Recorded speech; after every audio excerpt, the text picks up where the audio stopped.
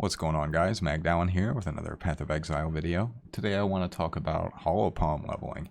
It's that point in the league where lots of people are rolling their second character, maybe even their third character.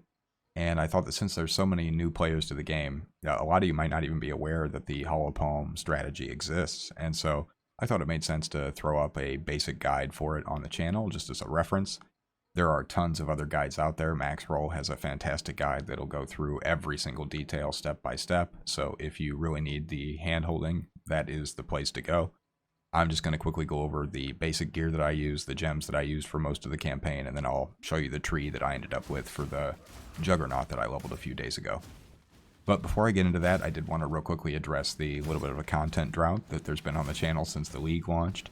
And I'm going to be honest with you, I just wasn't into it. The league mechanic for me is basically a hard skip, and I felt like I was playing standard. I picked a league starter that I ended up not being very happy with, and yeah, I just wasn't having a good time, so I wasn't playing as many hours as I normally would. The currency wasn't coming in like it normally would, and I was all around just kind of not having a good time.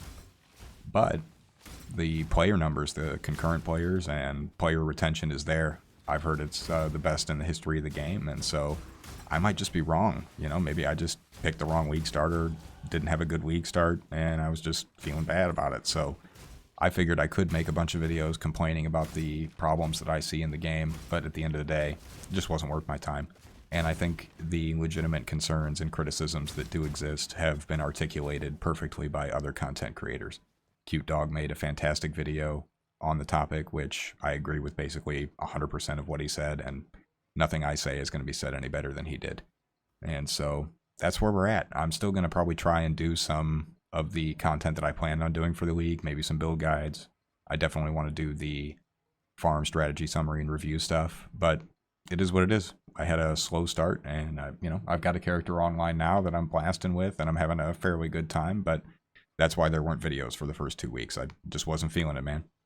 And so, yeah, let's get into the Hollow Palm stuff. So you're going to need a Karui Ward and a couple Black Hearts for Act 1, and you can pretty much just do whatever you want in Act 1. I think Maxroll recommends doing Caustic Arrow, but you can just do whatever you would normally do to get through Act 1. It doesn't take very long anyway. You're going to obviously need the one with nothing jewel, then you're going to need a Gold Rim and a Tabula Rasa. The 41% increased damage thing there is optional, obviously. Grab a Hoop. Grab an Astra Menace and Call of the Void.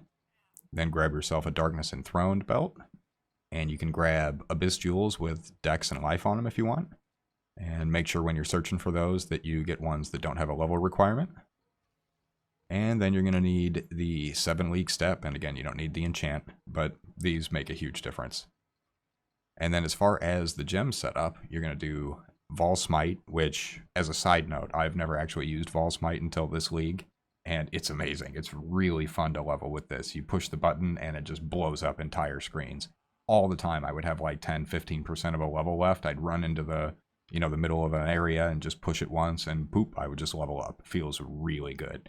Absolutely worth trying once if you've never done it. We're going to link that up with Added Fire, Ancestral Call. I like to use Life Tap. I don't want to mess around with having to get Leech or something else to keep the mana under control. I just throw a Life Tap in there. Use my health potion a little more often. It's fine. Throw Trinity on there and faster attacks. Then you're going to use a War Banner and Flame Dash and Herald of Ice. Then you got Purity of Elements, Elemental Weakness, and Ancestral Protector. And that's the gems. I mean, it's a pretty simple setup. And obviously, you just kind of throw the gems in as they become available. You can buy them all up from Lily before you even start the campaign, which I absolutely recommend. Go ahead and make yourself a tab that looks, something like this before you even start, before you even make the character. That way you've got everything ready to go. You can have I still recommend doing the same stuff that I recommended at the beginning of the league. Have your checklist there and make sure that you know exactly what you're going to do before you do it. And then just blast through. Another note is you don't have to redo the trials for the labyrinth, and so don't waste your time run into the zones where that's all you have to do in that zone. Obviously skip those things on your checklist, but otherwise I still recommend just have the thing in the background, know where you're going to go, have your gems ahead of time, have the gear purchased and ready to go ahead of time, As far as cost goes, I think I spent like 150C to get all of this stuff, but it's probably cheaper now because it's, obviously it's been a few days since I did it. So you're looking at, some investment, but not a huge amount. And it's well worth it for how fast and smooth the leveling was. I had literally zero problems until maybe in Act 10, I started to feel a little bit squishy, but it just doesn't matter. You just blow stuff up so fast, you're just running through the whole campaign. Feels great. So yeah, let's jump over to the path of building, and I'll show you real quickly the tree that I ended up with for the Juggernaut that I leveled. Okay, here's the tree that I had for the Juggernaut. You can ignore this whole section here if you want. I got to the point towards the end of the campaign where I just started kind of grabbing the stuff that I was going to use for the Righteous Fire build I wanted to try.